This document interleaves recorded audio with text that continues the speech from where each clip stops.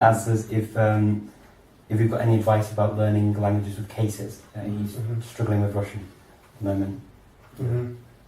I got Russian for free, so I'm not. So cases aren't really, they're a natural thing for you. Yeah. I kind of got cases for free as well from Greek.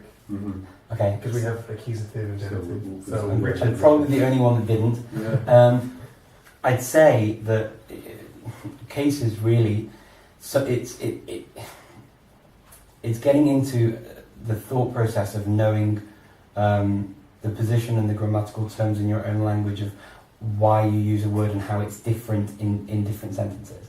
I think getting your head around that and having that as an automatic response in your head. My first language of cases was German. You know, you can't really count English, although we do have accusatives and genitives. From like a case system. Really, it's getting your head around that and knowing what the object of the sentence is, what the subject of the sentence is, what the indirect object of the sentence is. And then from the German, really, that helped to understand in the Slavic languages, okay, you had those same cases and then you had a few others added on. But you learn sort of expressions as to when they're used. And that really helps, because sometimes you just have to know which verb goes with which case. Yeah.